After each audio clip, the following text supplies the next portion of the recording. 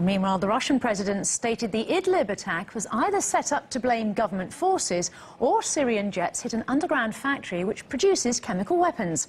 Nikki Aaron has more.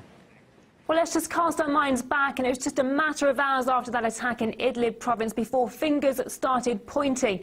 And speaking earlier today, the Russian president finally had his say on the matter and offered up some alternative theories. I considered two main theories.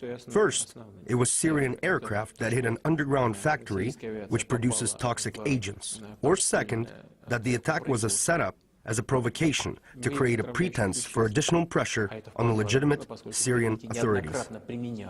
Well, all of this comes prior to that UN investigation into the Idlib attack, of course, which would provide some actual evidence as to what actually took place there. And that's something that Russia has called for from day one, that UN investigation. However, quite a different tune being sung by the US Defense Secretary James Mattis.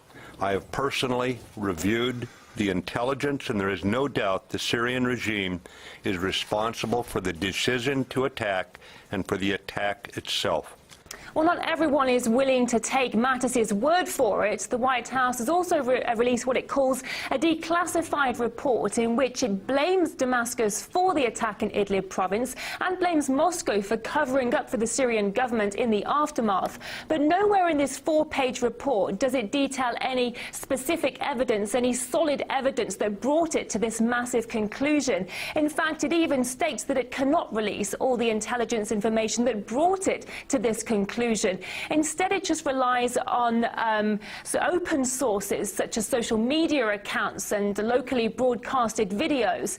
Now, all of this comes prior to the UN investigation, as I just said. The UN has said that a joint investigation along with the OPCW will not be conducted into the Idlib attack until the chemical weapons watchdog has officially confirmed that it was a chemical attack that took place there. So, needless to say, it's a rather challenging backdrop for the first official meeting between the US Secretary of State and the Russian Foreign Minister.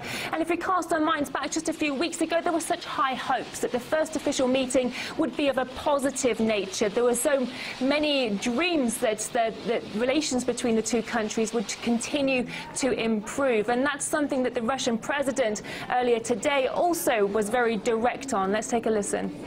The level of confidence with the U.S. under Trump at a working level, especially militarily, hasn't improved, but degraded. Well, let's discuss this issue further with Dan Faraci, Director of Grassroots Political Consulting. Mr. Faraci, thank you very much for joining us today. Vladimir Putin said it was either a false flag or a strike on a chemical weapons facility held by militants.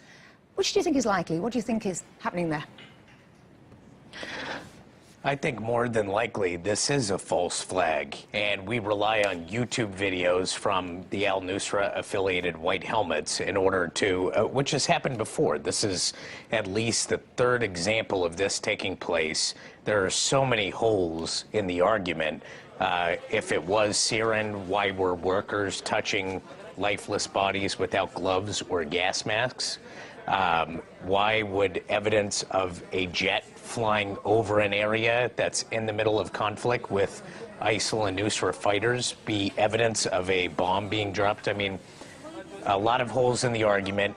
We have come to a conclusion here in the West within hours that this was the Assad government because it was a preconceived notion as well in order to continue on this conflict.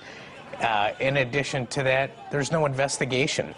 So even with the small chance that President Assad would want to bring the ire of the world on him when things are calming down for him in the international community, which is really doubtful.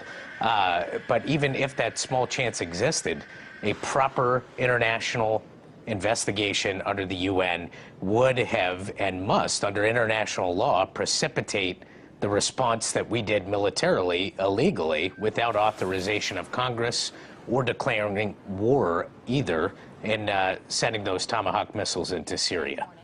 Well, talking on that particular point, do you think we're going to see an independent investigation into the alleged gas attacks? I think it's 50-50 at best. We may not. But there is something that must, I've talked on this program, Crosstalk, many others, including at the European Center for the Study of Extremism. We just did most provocative conference on Syria this past week. about our intent is never to calm down this conflict.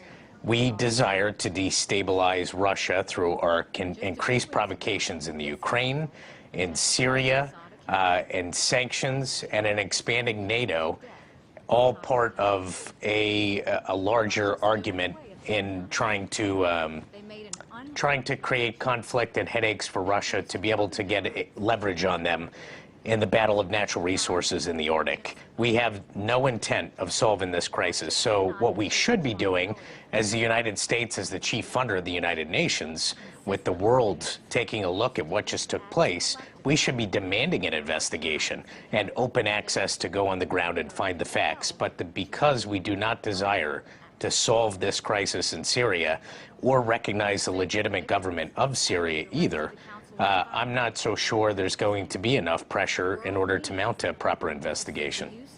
In the meantime, as we know, Rex Tillerson is in Moscow. What message do you think that he is bringing from the G7 and Washington?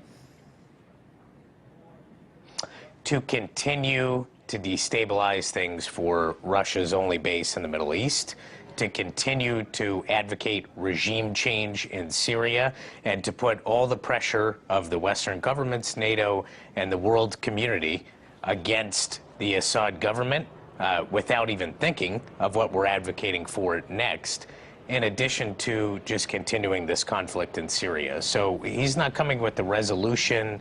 He's not coming with a give and take or negotiation. This is effectively an intense pressure being mounted under what more than likely is the false flag. And it's very unfortunate that this is what's taking place for pressure on this administration. And as you see here in the West, the media had the foregone conclusion.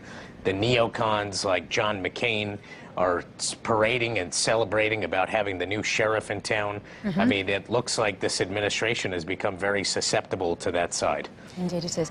We'll have to leave it there then. Thank you, Dan Ferracci, Director of Grassroots Political Consulting. Thank you very much indeed for joining me. Thank you.